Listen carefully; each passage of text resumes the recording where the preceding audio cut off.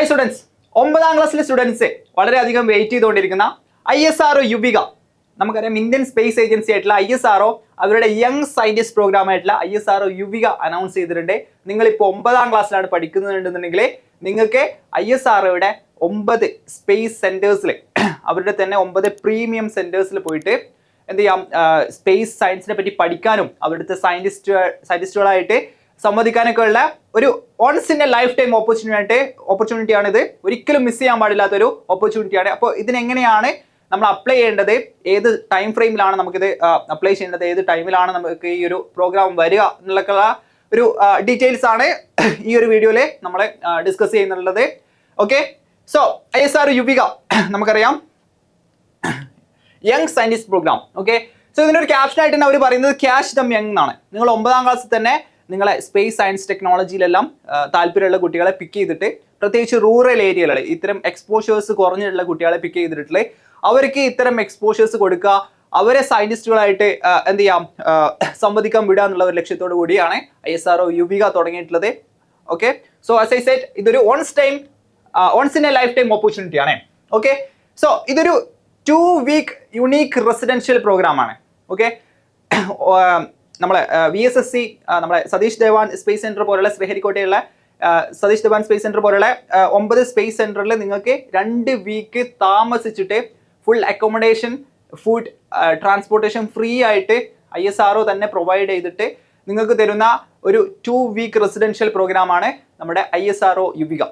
Okay, so 100% funded ആണ്, designed exclusively for student studying in class 9. As of now നിങ്ങൾ 9ാം ക്ലാസ്സിലായിരിക്കണം ഇതിന് apply ചെയ്യണമെന്നുണ്ടെങ്കിൽ.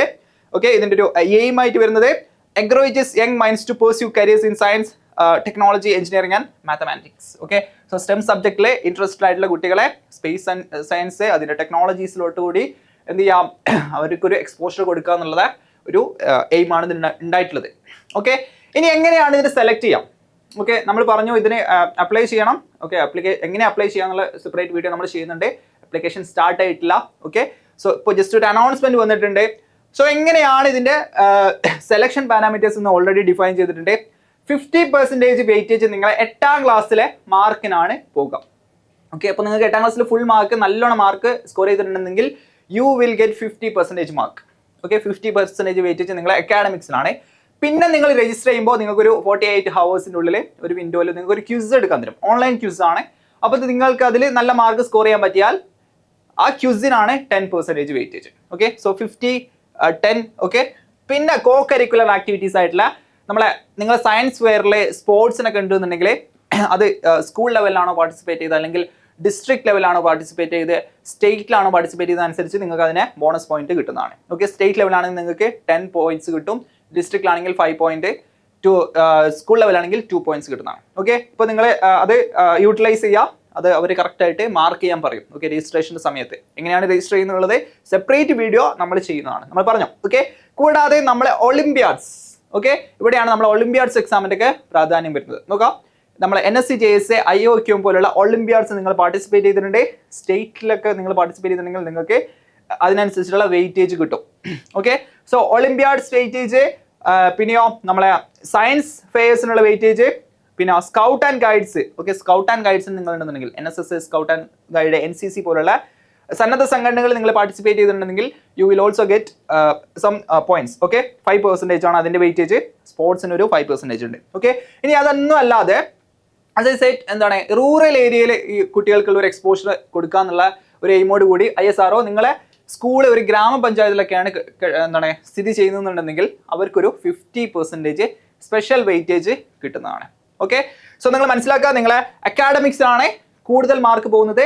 ശേഷം കുറച്ച് വെയിറ്റേജ് നിങ്ങളെ എന്തിനുണ്ട്, ഓൺലൈൻ ക്യൂസിനുണ്ട് 10% വെയിറ്റേജ്. പിന്നെ കോ കരിക്കുലർ ആക്ടിവിറ്റീസ്, നമ്മളെ science fair, sports competitions, scout and guides, NSS പോലുള്ള സന്നദ്ധ സംഘടനകളിലെ ഒളിമ്പ്യാഡ്സ് എക്സാമിന് പാർട്ടിസിപ്പേഷന്, പിന്നെയോ നിങ്ങളുടെ സ്കൂൾ എവിടെയാണ് നിലനിൽക്കുന്നത്. ഓക്കെ, അപ്പോൾ ഇതിൽ 1-2 പോയിന്റ്സ് നിങ്ങൾ കുറവാണെന്നുണ്ടെങ്കിലും, നിങ്ങൾ ഇല്ലാന്നുണ്ടെങ്കിലും നിങ്ങൾ അപ്ലൈ ചെയ്യുക. നിങ്ങളെ ഇതൊരു കോമ്പറ്റീഷൻ പോലെയാണ് അല്ലേ, ഇതിപ്പോൾ എല്ലാവർക്കും വല്ലതും ഉണ്ടായിക്കോണമെന്നില്ല. സോ ഈ ഓപ്പർച്യൂണിറ്റി ഒരിക്കലും മിസ് ചെയ്യാതിരിക്കാൻ നിങ്ങളത് അപ്ലൈ ചെയ്യാം. ഓക്കെ, സോ ഈ ഒരു 2 വീക്ക് റെസിഡൻഷ്യൽ പ്രോഗ്രാം നടക്കാൻ പോകുന്നത് 9 പ്രീമിയർ ISRO സെന്റേഴ്സിലാണ്. ഞാൻ പറഞ്ഞ പോലെ IARS, ഓക്കെ, ഡെറാഡൂണിലെ Indian Institute of Remote Sensing, okay, തിരുവനന്തപുരത്തുള്ള നമ്മളെ വിക്രം സാരാഭായ് സ്പേസ് സെന്റർ, പിന്നെയോ ശ്രീഹരിക്കോട്ടയിലുള്ള നമ്മളെ ചന്ദ്രയാനൊക്കെ വിക്ഷേപിച്ചിട്ടുള്ള സതീഷ് ധവാൻ സ്പേസ് സെന്റർ ഒക്കെ, അങ്ങനെ ISROയുടെ ഒരു 9 പ്രീമിയം റിസർച്ച് അല്ലെങ്കിൽ ISROയുടെ സ്പേസ് സെന്റേഴ്സിലാണ് ഇത് നടക്കാൻ പോകുന്നത്. ഓക്കെ, സോ ഇതൊരു വലിയ ഓപ്പർച്യൂണിറ്റി ആണ്.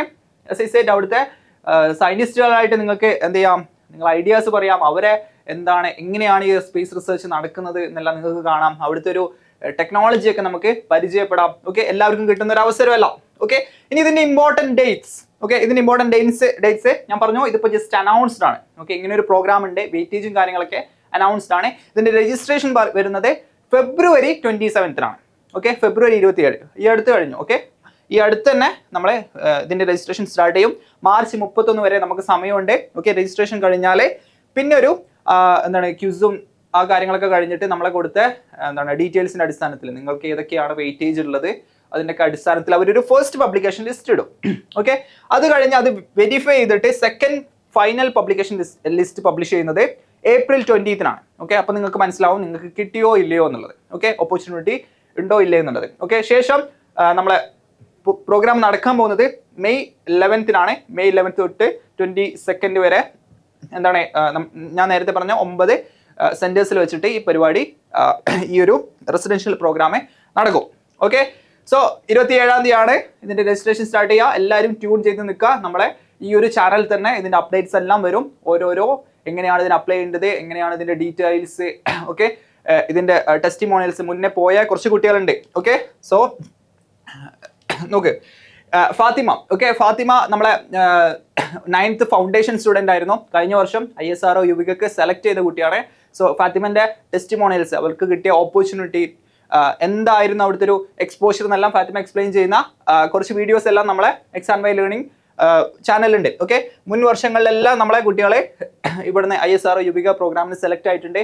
സോ ഈ കുട്ടികളെല്ലാം നമ്മളെ ഫഹ്മി, ഫാത്തിമ നിദ, മുഹമ്മദ് ഫെസ്ലിൻ, ദിൽഫ, ഇഷ ഷെരീഫ്, പൂജ ലക്ഷ്മി, ഈ കുട്ടികളെല്ലാം നമ്മളെ എക്സാം വൈ ഫൗണ്ടേഷൻ സ്റ്റുഡൻസ് ആണ്. ഇവരെല്ലാം ഇതിന് സെലക്റ്റഡ് ആയിട്ടുള്ള കുട്ടികളാണ്.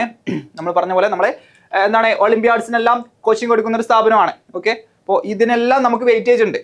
നോക്കുക, ഇതെല്ലാം ISRO അവരെ ഒഫീഷ്യൽ വെബ്സൈറ്റിൽ പബ്ലിഷ് ചെയ്തിട്ടുള്ള ഫോട്ടോസ് ആണ്. ഓക്കെ, അഗൈൻ നോക്ക്, ഇതുപോലെ നിങ്ങൾക്കും ഫോട്ടോസ് എടുക്കണം എന്നുണ്ടെങ്കിൽ നിങ്ങൾ എന്ത് ചെയ്യുക, തീർച്ചയായിട്ടും അപ്ലൈ ചെയ്യുക. ഒരിക്കലും ഈ ഒരു ചാൻസ് മിസ് ചെയ്യാതിരിക്കുക. ഓക്കെ, സോ അവസാനം പറയാനുള്ളത്, നിങ്ങൾ എന്ത് ചെയ്യുക, ചാനൽ ഫോളോ ചെയ്യുക. ഇതിലുള്ള കംപ്ലീറ്റ് ഡീറ്റെയിൽസ് ഓരോ സ്റ്റെപ്പ് ബൈ സ്റ്റെപ്പ് ആയിട്ട് എങ്ങനെ അപ്ലൈ ചെയ്യാം, അടുത്ത സ്റ്റെപ്പ് എന്താണ്, ഇനി എങ്ങനെയാണ് ഇതിൻ്റെ ഒരു പ്രോഗ്രാം വരിക. ഓക്കെ, സോ കാര്യങ്ങളെല്ലാം എക്സ്പ്ലെയിൻ ചെയ്തിട്ട് ഓരോ വീഡിയോസ് ആയിട്ട് നമ്മൾ നിങ്ങൾക്ക് ഈ ചാനൽ തന്നെ പ്രൊവൈഡ് ചെയ്യുന്നതാണ്. സോ എല്ലാവരും സ്റ്റേ ട്യൂൺ. 27 നമുക്ക് ആപ്ലിക്കേഷൻ സ്റ്റാർട്ട് ചെയ്യും. സോ എല്ലാവരും ചാനൽ ഫോളോ ചെയ്യാം. All the best.